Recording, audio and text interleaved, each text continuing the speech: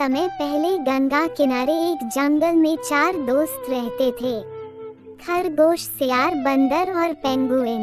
इन सभी दोस्तों की एक ही चाहत थी, सबसे बड़ा दानवीर बनना। एक दिन चारों ने एक साथ फैसला लिया कि वह कुछ न कुछ ऐसा ढूंढ कर लाएंगे जिसे वह दान कर सके।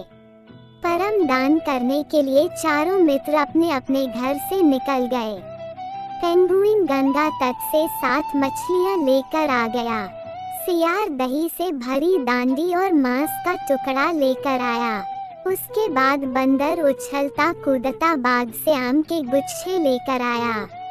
दिन ढलने को था लेकिन खरगोश को कुछ समझ नहीं आया। उसने सोचा, अगर वह घास का दान करेगा तो उसे दान करने का कोई लाभ नहीं मिलेगा। ये सोचते सोचते खरगोश खाली हाथ वापस चला गया।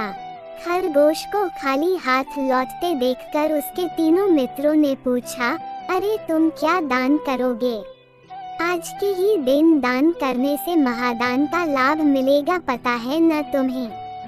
खरगोश ने कहा, हाँ मुझे पता है, इसलिए आज मैं खुद को दान करने का फैसला लिया है। ये सुनकर खरगोश के सारे दोस्त हैरान हो गए। जैसे ही इसकी खबर इंद्र देवता तक पहुंची तो वह सीधे धरती पर आ गए। इंद्र साधु का भेष बनाकर चारों मित्रों के पास पहुँचे। पहले सियार, बंदर और पेंगुइन ने दान दिया। फिर खरगोश के पास इंद्र देव पहुँचे और कहा, तुम क्या दान कर रहे हो? खरगोश ने बताया कि वह खुद का दान कर रहा है।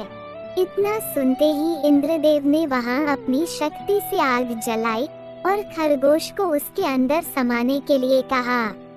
खरगोश हिम्मत करके आग के अंदर घुस गया। इंद्रदेव ये देखकर हैरान रह गए। उनके मन में हुआ कि खरगोश सही में बहुत बड़ा दानी है और इंद्रदेव यह देखकर बहुत खुश हुए।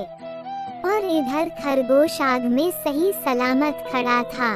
तब इंद्रदेव ने कहा, मैं तुम्हारी परीक्षा ले रहा था। यह आग मायावी है, इसलिए इससे तुम्हें कोई नुकसान नहीं पहुंचेगा। इतना कहने के बाद इंद्रदेव ने खरगोश को आशीर्वाद देते हुए कहा, तुम्हारे इस दान को पूरी दुनिया हमेशा याद करेगी। मैं तुम्हारे शरीर का निशान चांद पर बनाऊंगा। इतना कहते ही इंद्रदेव ने चांद में एक पर्वत को मसल कर खरगोश का निशान बना दिया। तब से ही मानता है कि चांद पर खरगोश के निशान है और इसी तरह चांद पर पहुँचे बिना ही चांद पर खरगोश की छाप पहुँच गई। इस कहानी से हमें ये सीखने को मिलता है कि किसी भी काम को करने के लिए दृढ़ शक्ति का होना जरूरी है।